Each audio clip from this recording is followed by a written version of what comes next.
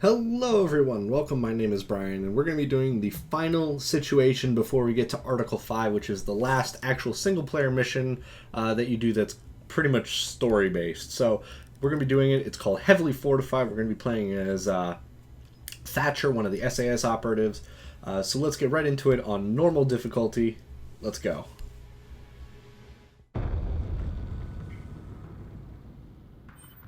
The hostage is being held at a remote location overrun by hostiles. Many have been equipped with a bomb vest.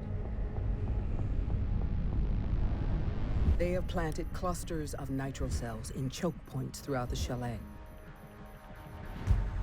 Thatcher's EMP grenades can disable electronic detonators, preventing a chain reaction of high explosives.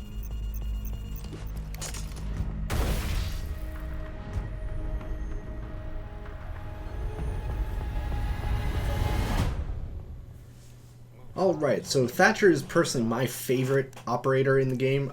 He has an AR-33 rifle, which is the only weapon that has a two-bullet burst rather than a three-bullet burst.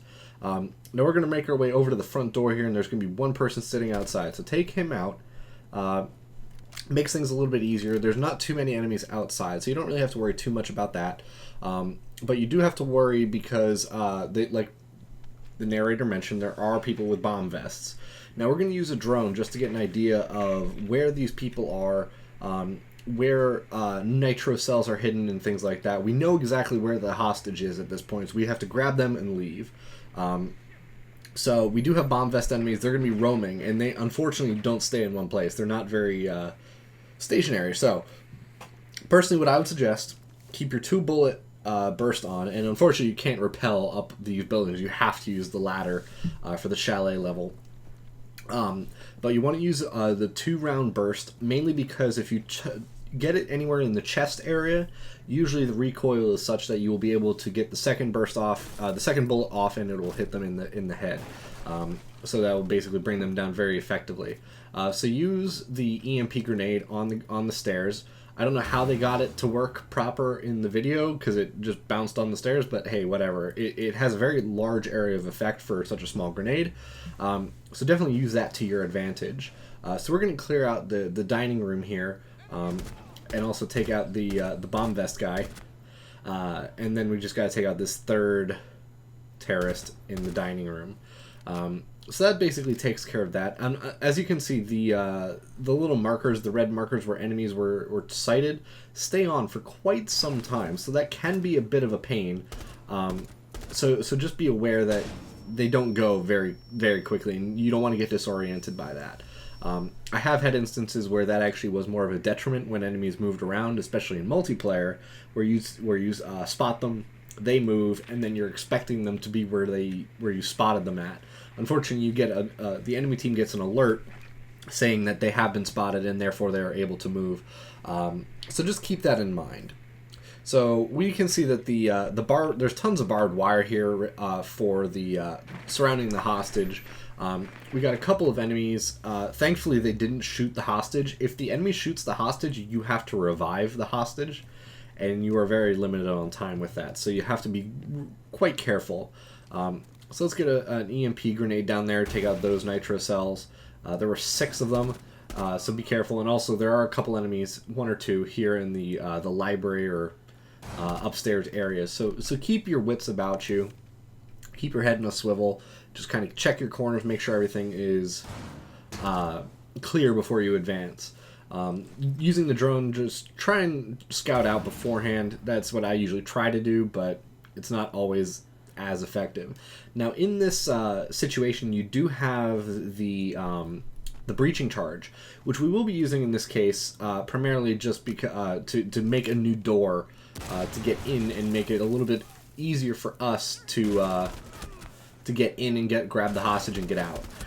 So we just need to take this third terrorist out, and there we go. Hostage is now cleared for grabbing. Now for exfiltration, I like to go a really roundabout method with this, mainly because there aren't too many enemies on the outskirts of the level.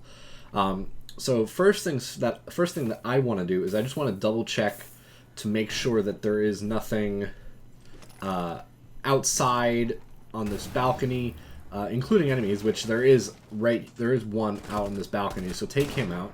And he does have flashbangs, so do be careful. So just kind of clear out the enemies as best you can. Make sure there's no one else, and you should be fine. Now, what I like to do is I kind of just like to beat on the barbed wire, even though it really doesn't matter, because we're not going out this way. We're going to be going out a different way to get to the exfiltration point. We're actually going to be going through the bathroom in the master bedroom here in order to exfiltrate. And that's mainly because it's the fastest way to get to the extraction point.